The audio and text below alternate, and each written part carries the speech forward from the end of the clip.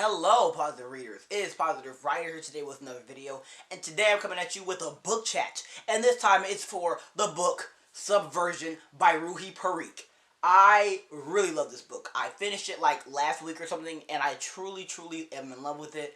I'm so excited to be here today to be talking about it with you. It was like 400 pages. I ran through it. It was so good, and I've been hearing about this book since last year because the author is an amazing like TikToker, and so she's been documenting her process, and so I got to watch that and then be so excited for her.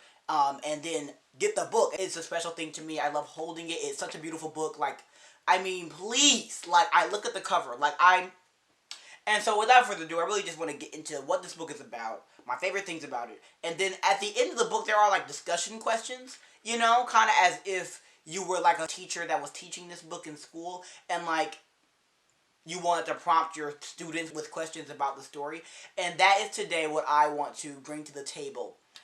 Because I really do want to answer these questions and then find out, like, what I would say about these questions. And so, before that, this book is a young adult fantasy about a girl named Blair. And basically, in this society, the people are divided between the rich and the poor. And they're divided in this one city, Washington, D.C., which is pretty much the only habitable city in the U.S., and the rich and the poor basically are these two defining classes. And Blair Cohen is a poor person. And that means that she has to work. The people around her are mistreated because they don't have, you know, any money, or people don't really care about them, and their entire side of the city is just dilapidated and horrible, and the poor people are just not treated well. And this person who is above all these rich people is like this, basically above everybody. He's the president of the United States, and it seems like he's really just the president of Washington, D.C., because there's been this crazy war and all this stuff is going on. And this guy's name is like Tobias Remington, and he's like this president. And so he enforces the rules and the lies, basically, that, well, they're truths to him, that the rich are better than the poor, and the rich, again, they get all the benefits. And, you know what I'm saying, he basically paints the poor as being like really disgusting people who don't do anything, even though they work all the time. And people who are always looking for some trouble, and people who deserve to die if they're a step out of line and stuff like this. And Blair is sick of it. She's sick of it, but she has a family to take care of. She has a little sister, and she loves her parents, and so she's fine. She's like, okay, yeah, my house sucks. Yeah, we have to sleep in the same bed, and yeah, it's dirty over here. But I love my family, so I'm good. Enter this, like, rebellion group called the Subversies. Their entire goal is to subvert the government and take it down and get Tobias Remington to step down so that there can be equality again, economic equality again in the USA, like there was before these wars and all of this. And so she's like chilling on her porch one night, and they kidnap her and take her to like their, you know, hideout or whatever. And they tell her about what they're doing, and at first she's like, bro, like, get away from me. But then she realizes that they're onto something, that they are literally striving for the thing that she has wanted her entire life. And so basically the whole book is about her being joined up in this group, and then their journey in taking down the president. And I mean, it's a really great book. I mean, it's really good. And again, it's a young adult dystopian. And so again, if you like, again, corrupt government, if you love, like, there's a great enemies to lovers romance in here, I'm not gonna lie. And I mean, it has just the right amount of spice that I was enjoying it, which is rare for me. So I mean, if I said I liked it, I can guarantee, I can vouch for this. It's good. The characters are really amazing and layered, and the scenes are amazing. The descriptions are really great. I mean, I love everything about this book, even down to something as normal, I guess, as the formatting of it. And so I truly just urge you to go read this book right now. Like, the author is literally 18 right now. She published this at 17 years old, and I'm so proud of her because, what? You know what I'm saying? Like, I'm so proud. And so go read this book if you haven't yet.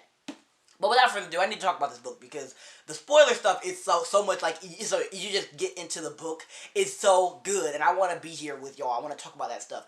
For the people who have read it, or just want to stay for this and then find out whether or not they should read it, because I got some juicy stuff to say. So without further ado, here are my favorite things about Subversion by Ruhi Parikh. I loved, like, I love the descriptions. I loved how immersive the world was. Like, I felt like I was there. And again, thinking about it right now, holding it right now, it really feels like this picture. Even though this picture doesn't really come into the vibe until, like, the end of the book, really. I still felt like this very dilapidated, this very foggy and smoky sort of environment, where people are, again, being mistreated, and there's violence, and, you know, there's gore, and there's, you know, oh gosh, you know, death and stuff. And so I felt that, like, very heavily. And so the author did a great job of just immersing you in her world. And again, Blair is such a great protagonist because she's very flawed, and we get to watch her be flawed. Like, the author did not, you know what I'm saying, try to make her, like, likable, or try to make her, like, perfect or something. Like, no, like, she's just a real person. And it was so interesting to me because there were times in the book where she would be like, yes, I'm so happy that this person just died. I can't wait to see this person tortured and die. You know? And I would be like, whoa, like, I'm not with that. Like, that's not cool. And then I would, like, sit and I would be like, wait, I had to take myself out of my head and, like, see it all from, like, a different perspective and be like, well, if I was a rich person, I mean, if I was a poor person who now had the upper hand in any given situation about somebody who had hurt me, wouldn't I be happy about this? You know what I'm saying? And so it gave me an opportunity to check myself, rather than judge her. You know, and so that was a great thing. The characters are significantly, I think, older than most protagonists in YA are. Like, they're, like, from 19, which is Blair's 19, and then, like, to, like, 25 or something. And so that's, like, my age group now. And so it's so funny reading about books about people who are my age. Because when I started reading YA, I was younger than the age group, and I didn't really read it while I was inside the age group, like I did, but it was like, off and on. But now that I'm outside the age group almost, people are writing books about my age group, so it's so funny. But anyway, I like that aspect of it because they kept going back and forth between, like, saying, oh, that's a man, or that's a woman, I mean, or that's a girl, or that's a boy. Like, instead of saying, like, you know what I'm saying, again, sometimes you don't know what to call somebody. Like, again, a 20-year-old, are they a woman or a girl? Like, you don't know. You know what I'm saying? And so I like that because, again, myself, I'm like, oh, am I a man or a boy? Like, you know, because I'm, like, 20. So it's like, oh, it's like that really in-between period, between, like, adulthood and, like, baby adulthood. Like, I really like it. I really like the elements of this book because they're very funny. They just show people being very human. Something else I really liked about it, I love the character of V. She's really funny and she's really baddie, and I love her. And her scenes with Jax are so funny because, like, Jax becomes, like, super afraid of her because she, like, beats his booty, like, multiple times. And I really like their scenes. I'm gonna be honest. Like, again, if I didn't ship Blair and Jax, I low-key would ship V and Jax, just on the basis, okay? But Blair and Jax are another thing I really love about this book. They have, like, a scene in, like, chapter 39. I literally sipped right to it. God, it's so good. No, I love this scene. Like, basically, they did my favorite trope. If you go back in the day and watch my, like, favorite tropes video, I love the trope where the girl's, like, taking care of the guy, like, because he's hurt. I just think it's such an intimate thing, and I think that when people do it right, I just want to eat the whole thing. And that was what this book does. I was kind of on the fence about shipping them before, but then when that happened, I was like, yeah, I love y'all. Like, I'm done. I'm laying down my, like, flag. I love y'all. And, you know, I wanted to eat the book. I was, like, feeling all butterfly-y, and I was like, oh, man, like, I was fully in the scene, really. I mean, and so, again, the author does a great job of writing romance in a dystopian, desolate society. I think that's something that is definitely needs to be said, because I think that, again, relationships in dystopian novels are oftentimes just as desolate as the actual environments, which isn't bad, but I think it was great to see that, like, spark of, like, fire in this, like, really run down sort of world, very dreary, very depressing almost. Another thing I loved about it, she has a brother. I didn't know this. She has an older brother that you don't, like, find out about until kind of, like, the like, quarter of the way through the novel, and when I found out about this brother, I was, like, about to eat this book. I love siblings. I love siblings in books, and so, like, these, like, random secret siblings that come out of that nowhere, I'm immediately going to latch onto that storyline more than any other, and so I was waiting for them to mention him again. And about halfway through the book, you find out that he died. Like, the president basically spills the beans that the group's been lying to Blair this whole time, because, you know, they haven't explained to her that her brother was not only the leader of the Subversies, and basically the person who wanted her to be joined into it, but also he's dead now because Tobias and his people killed him. I mean, I was so mad. I was like, bro, I was about to, like, riot. Like, if I had made a video about this book then, I would have been so mad, and it would have been really negative, because I hate dead sibling trope. Like, I hate it when people just kill siblings, particularly older siblings. I think it happens so often in dystopian books. I think it just, like, I want to be like, no. I hate knowing what's going to happen. I hate having seen it before also. Sometimes I don't know, but even if I've seen it before, it's like, ugh. And so I'm so glad that by the end of the book, we find out he's actually alive. Oh my gosh. And I didn't expect that at all. And so when I found that out, I was like, so happy. Okay, because I love the flashbacks between Blair and her brother Nico. And so I love their scenes together. And so finding out that he was alive and that he saved their lives in the best way he could, and then getting to hear his story was really, really great. I really liked it. I mean, again, I love siblings, so that was great. That was like the part that I loved. I loved Jax. Jax's humor was really, really funny. I loved watching his character evolve and, you know what I'm saying, become more layered. And, you know, I loved watching him break down his walls as we get to know him more. I loved the times that he chose to be with them instead of going back with his parents, because that was a very personal choice that I don't think he had realized he could make at some point. And then at some point he did make it. And so that was a really important part of his character, and I really liked that. I just really like this book. It's a really, really good book. And without further ado, now I want to get into the beautiful questions at the back of the book. So I'm not sure how many questions there are. There are about like 10, and I'm super excited for this because I'm ready to answer these questions. I think it's going to open up the floor for me to talk even more about this book, which is what I want to do. And so you know what I'm saying, right off the back, again, there are spoilers here, and so if you don't want to any more spoilers, because I basically didn't even explain the whole book. Okay, let's get into that. But if you don't want any more spoilers, do not keep watching, bro. Because, there are more spoilers in these questions. But if you don't care, and if you've already read the book, let's go. Number 1 is, the story opens up with a line that delineates the coldness of the room. Why do you think the author wrote that as the first sentence? Does it contribute to the general theme or ambiance of the story?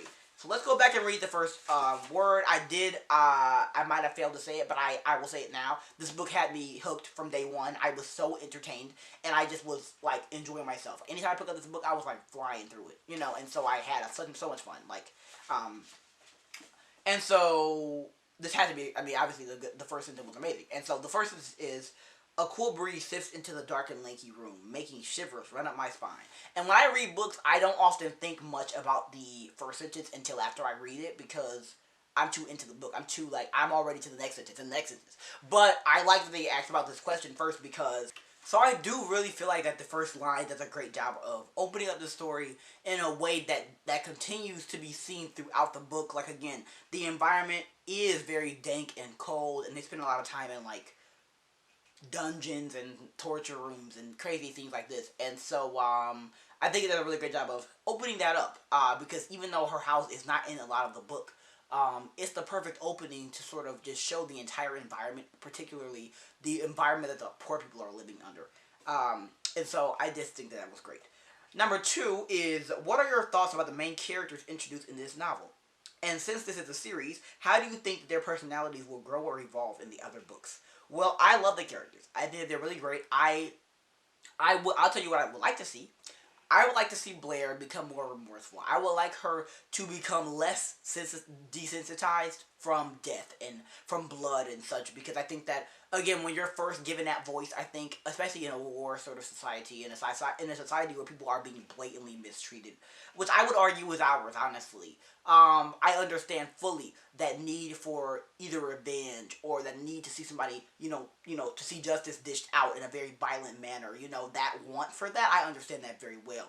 But I would love to see Blair become more mature and realize that violence is just not the answer, you know what I'm saying, and that violence as a means to an end in something like a war is different than gratuitous violence, as far as you know what I'm saying, just again, they do something really it kind of hurt my feelings, because again, the violence is very gratuitous at parts. I think that I would love to see that from the entire group. You know what I'm saying, her and Jax particularly, but V2 and all of them. I think that I would love to see them all mature and realize that the people that they're killing and the people that are on the wrong side of things are still people, and they don't, you know what I'm saying, they don't deserve to be looked at as any less than, just because they're on the side of things that has hurt them for so long. I don't think that is, I would like to see that change. I would love to obviously see Blair and Jax's relationship evolve some more. I I was gonna say I was getting romantic vibes from Jonathan and V, but I'm pretty sure Jonathan has an entire like wife, girlfriend, daughter, and stuff. So never mind. But the point is just that I love the characters a lot. I like the dynamics. Mallory and Jax, I actually liked them. I was low-key rooting for them. I'm gonna be honest. You know, and I kind of like the fact that again I just like how it was kind of unclear whether or not she was still in love with him, because I think that feelings can be very fickle like that, where it can seem like, oh, I'm over this person, and then all of a sudden you kind of feel them feelings like stirring up a little bit. I particularly did like the conversation that they had when they kind of met and they were outside in the woods. I just liked that very much. Again, I like those characters. I love all the characters very much. And so I'm excited to see more from like Layla, who is pretty sure Jonathan's wife. And so I'm just ready. I'm ready for it. I'm ready to see all the people in the Midwest, because they're going to my city. They're going to my city, which is Detroit, Michigan, as like the safe haven city with no rules or no oppression and stuff in the next book. And so I love sequels. I love dystopian sequels, and I love Detroit. And so the fact that my city is going to be the safe haven for these characters makes me so happy. And so I'm super excited for that. The third one is, why is Blair's overall anger or frustration so imperative to the storyline? How do her emotions shape the novel? They do. And again, like I was saying, her emotions are a big part of everything she does. Because if she's feeling kind of scared, she just will not do anything. If she's feeling kind of angry, then she will like either do something very violent, which she does several times in the novel, or she'll prompt somebody else to do something violent. If she's feeling afraid for somebody else, then she'll act like that, you know what I'm saying, without thinking at all. And so she's very emotionally driven, and I think that, again, that's a point of growth, because that's a weakness. You know, multiple times she endangers the group because of her emotions, because she acts on her emotions without thinking at all. And I think that is something that can definitely be worked through, but they definitely shape the novel, because a lot of the times in this book, though the first thing that happens with her and the group is not her choice, are based off of her emotions. And so they shape the novel very well.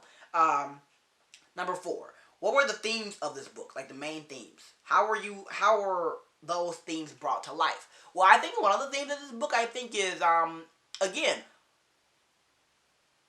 how do you dish out a justice that is not gratuitous and over the top when you've always been on the bottom?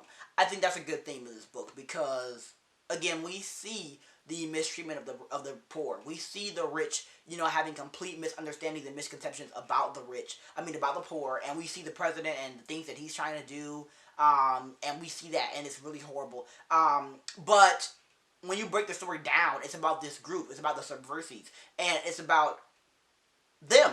And since they're kind of ringing in the new era of, you know, society, even though they're leaving Washington, D.C. right now, bro, I think the question should definitely be, like, how do we keep the peace? Like, how do we keep the peace when all we have been doing is, like, violence? How do we continue to stay morally correct, even when we're dealing with people who have been nothing but immoral to us?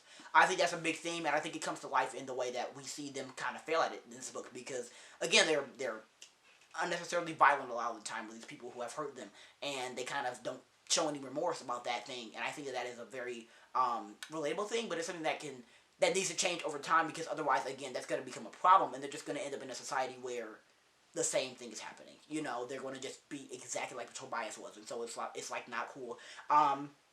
And so I think that's one of my favorite themes in the book, and one of the clearest ones. Also, that hope is always around every corner. Like, in the darkest places, you can find hope. Because so often in this book, like, the main character will stop and, like, just be enjoying, like, the summer breeze. Or, like, well, it's not summer. It's, like, winter. But the breeze. Or, like, she'll just be like, wow, that's a beautiful sunrise. How have we ruined the world so much? But that sunrise is hope. Because the sunrise is there now, and it's going to be there when you walk it out of this. But you know what I'm saying? It's the tricky part in between that makes it seem very hopeless. And so I just loved how this book still had hope in it, even when it was dark and desolate a lot of the time. Number 5. While Blair and Nico are well educated and mature, M is described to be below her age's average education and maturity level, hence making her seem younger than she really is. Why do you think the author incorporated a certain characteristic of hers? I've actually seen this multiple times. I've seen this once before, in a dystopian environment, and I really like the trope, I think, because I think it just shows how important it is for societies to have equal rights for everybody, because if you don't, again, then people start to fall to the wayside and people aren't getting what they want, and that's a good way to see it, is in the fact that the quality of the education is just less, and I see it, again, personally in my own environment in Detroit, Michigan, because again, I read books. I love books. I love to read. I've always loved to read. I like taught multiple people how to read as a child because I love to read so much. And so, it's nothing for me. I was always best in English class. You know what I'm saying? I'm well, whatever people call like well spoken and such like this. But not saying I was like a straight A student or like the rest of the subjects were as easy. But the point is that we can clearly see education usually manifested in English because it shows up in life, because again math and things like this will show up later on, but again if you're like M's age, it's not going to show up for a minute, and so English is going to be the best way to see that. And again, in my own experience, I see so many kids from Detroit, you know what I'm saying, in this like school district that has kind of thrown them away almost, not knowing how to read, you know what I'm saying, not really being interested in reading at all in the first place, you know what I'm saying, not knowing how to write, not wanting to write. It's just kind of like it becomes sort of a hard and I don't even need this, because people have not taken the time to properly educate the kids. And so in M's character, I see those people, and I just am excited for what happens with her in the next book, and I want her to become more educated. I want her to have that education that she deserves, because it's a very important part of a person's growth, and everyone deserves it. Number 6, Dylan Faulkner / Zachary Everett, revealing himself as a traitor to the Subversives, was the turning point of the organization's journey. Did you find it to be believable, shocking, or necessary? Well, I was pretty much not expecting it up until it happened. Like, up until the moment it happened, it was one of those, I feel like betrayals in books often happen like this, which is why they often don't catch me as off guard as I feel like they could, but I don't need to be caught off guard for it to be a good twist, and I think it was a good twist just because I liked how it kind of exposed how human the Subversives are, because we kind of see them as this big group of people who are going to take the government down. It's kind of like, y'all are kind of crazy. This is kind of stupid. But we see them actually acting on this, so it's like, okay. But Dylan particularly is a big part of the group because he is the technology person, and he sees all the surveillance and all of this.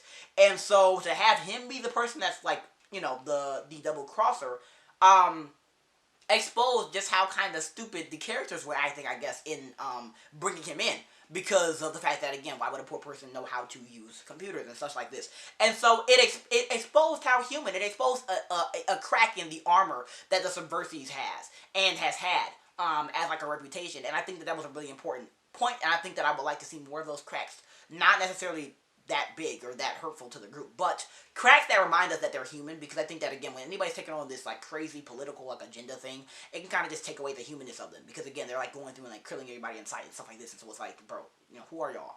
The average person, I guarantee you hand them a gun and are like, yeah, that person just hurt you, you're gonna shoot them? Probably wouldn't even do it. If they did do it, they probably would feel bad forever. And so it's like, seeing these characters be so gung-ho about violence is so like, takes me aback. Even though I understand that it's a world that has made them like this. It's a world that they have grown up in, that has pushed them to these limits. And so I understand where they're at now. I just want to see them grow. And I think that Dylan Faulkner was a great way to kind of make it even worse for them, I guess, which needs to happen sometimes before things get better. Number 7, think of Jackson's decision to draw an identical scar on his father's face right before killing him. What are your thoughts on that? Do you think his decision to do that will affect him in the future, and in what way?